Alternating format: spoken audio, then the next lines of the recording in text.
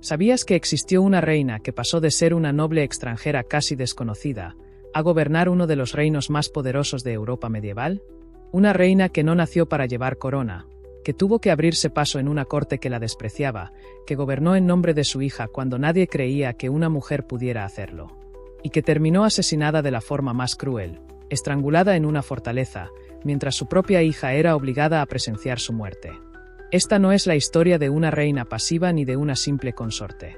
Es la historia de Isabel de Bosnia, una mujer atrapada entre la ambición, la política y la violencia de un mundo dominado por hombres. Hoy viajamos al siglo XIV para descubrir cómo una joven bosnia llegó a lo más alto del poder en Europa Central, y por qué su reinado terminó en traición, sangre y muerte. Nadie en la corte de Hungría imaginaba que aquella joven llegada desde Bosnia acabaría siendo una de las mujeres más peligrosas del reino. En ese momento, para la mayoría, solo era una elección conveniente, casi secundaria, una esposa útil pero prescindible.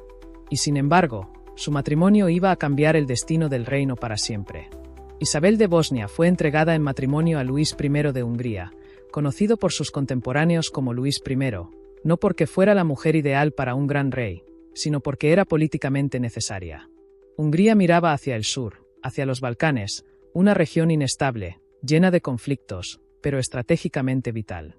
Bosnia era una tierra fronteriza, un territorio que podía servir como aliado o convertirse en un problema.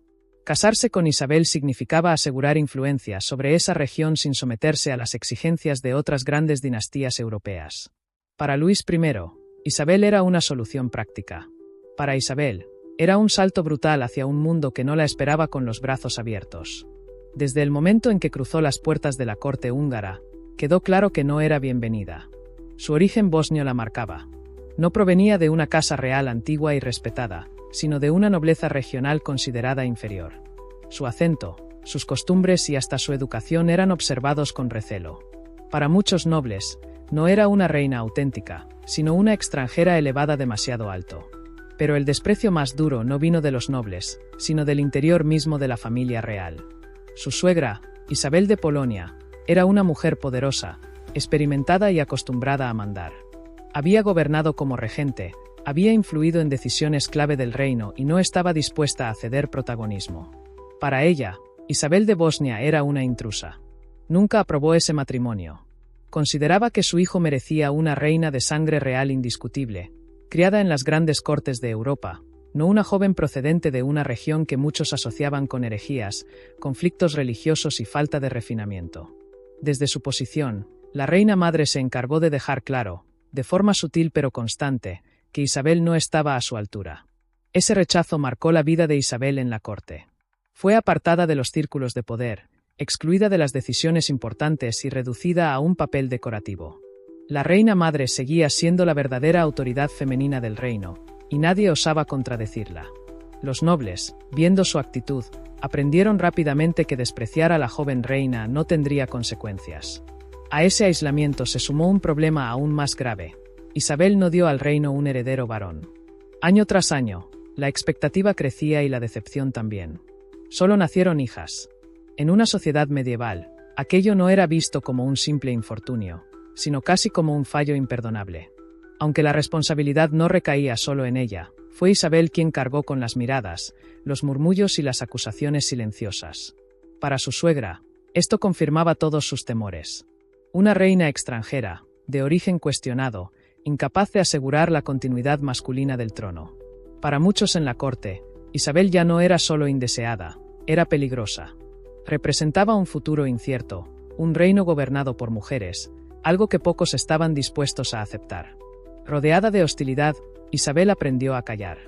Observó cómo funcionaba el poder, quien hablaba demasiado, quien fingía lealtad, quien esperaba el momento adecuado para traicionar. Mientras otros la subestimaban, ella aprendía. Mientras la ignoraban, ella recordaba. Aquella joven despreciada, a la que nadie tomó en serio, estaba siendo moldeada por la humillación. Y cuando el destino la obligó a dejar de ser una reina silenciosa y convertirse en gobernante, muchos comprenderían demasiado tarde que habían confundido su silencio con debilidad. El reino que Isabel de Bosnia había intentado mantener unido no volvió a ser el mismo después de su caída. Hungría entró en un periodo de inestabilidad, luchas internas y disputas por el poder. La autoridad real quedó debilitada y la nobleza, la misma que había conspirado contra ella, terminó imponiendo su voluntad durante años. Isabel había gobernado en un tiempo imposible, y su desaparición dejó un vacío que nadie supo llenar del todo. Su hija sobrevivió, pero nunca olvidó lo ocurrido. Aquel asesinato marcó para siempre la memoria de la familia real y se convirtió en un recordatorio brutal de hasta dónde podía llegar la ambición política en la Edad Media. Isabel de Bosnia murió en el año 1387, asesinada en cautiverio, lejos del trono que había defendido con firmeza. No murió como una reina celebrada, sino como una prisionera incómoda, eliminada porque sabía demasiado y porque había osado gobernar. Hoy, su nombre apenas aparece en los grandes relatos de la historia europea. Sin embargo, durante años, fue una de las mujeres más poderosas de su tiempo. Reina, regente, madre de reinas. Temida, despreciada y finalmente silenciada. Su historia no es solo la de una muerte trágica, sino la de una mujer que entendió el poder en un mundo que no estaba dispuesto a perdonárselo. Y quizá por eso, tantos siglos después, todavía merece ser recordada.